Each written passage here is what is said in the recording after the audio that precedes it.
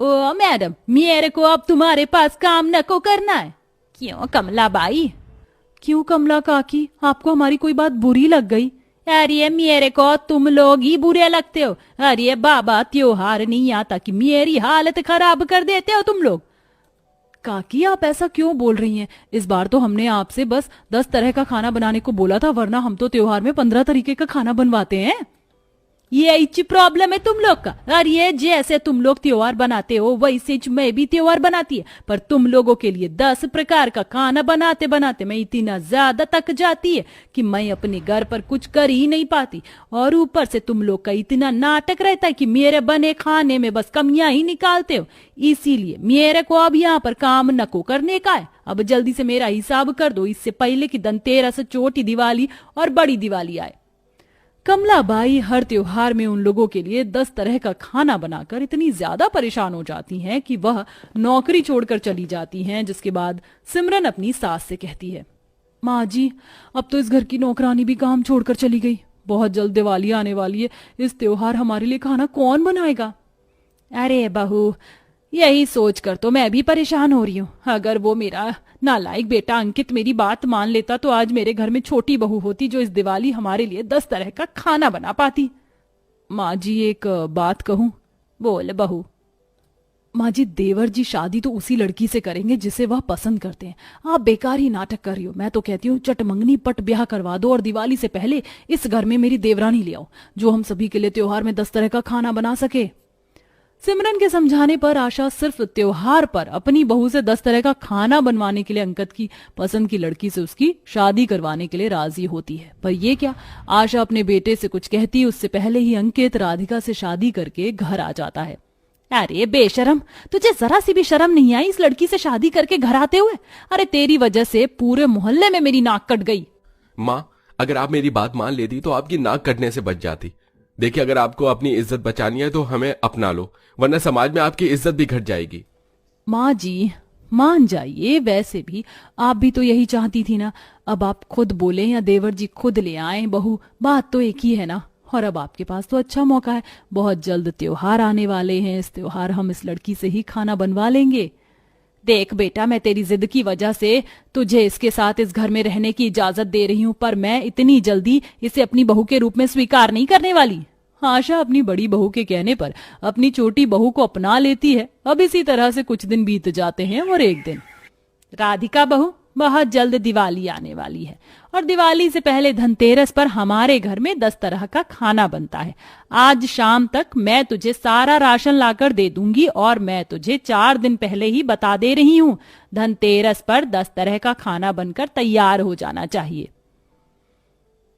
और हाँ, खाने में कोई कमी नहीं होनी चाहिए। अगर खाने में कोई कमी हुई तो फिर से माँ जी तुमसे 10 तरह का खाना बनवाएंगी। फिर मत कहना कि बार बार तुमसे खाना बनवा रहे हैं। क्या, धनतेरस पर 10 तरह का खाना? हाँ बहू, 10 तरह का खाना। तुम 10 तरह के खाने का नाम सुनकर ऐसे घबरा क्यों रही हो? अरे हमारा परिवार इतना बड़ा है, अब जितने लोग हैं उनके हिसाब से उनकी फरमाइश का खाना तो बनेगा ही ना। और नहीं तो क्या, जब तुम नहीं थी तब मैं हर त्योहार में 15 तरह का खाना बनाती थी। वह माँ जी तुम पर तरस खा रही है और सिर्फ तुम्हें इस त्योहार पर 10 तरह का खाना दे रही है बनाने को। चल बहू, अगर इससे बातें करती रही तो राशन लाने में समय लग जाएगा।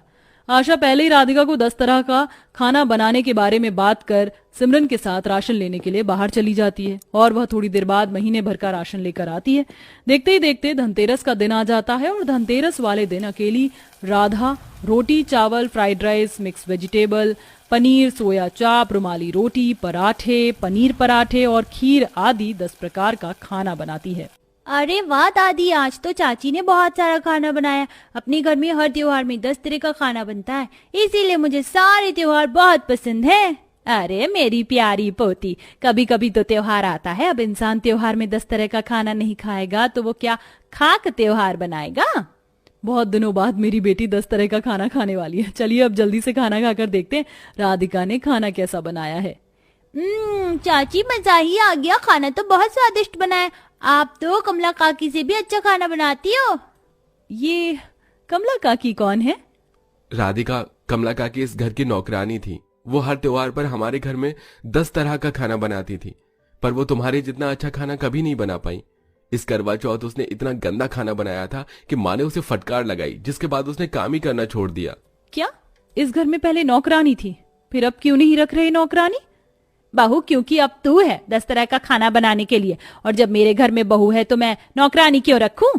अपने घर वालों की बात सुनकर राधिका बहुत दुखी होती है और वह समझ जाती है कि उसकी इज्जत इस घर में सिर्फ एक नौकर की तरह है और उसकी सास हर त्योहार में उसी से 10 तरह का खाना बनवाएगी।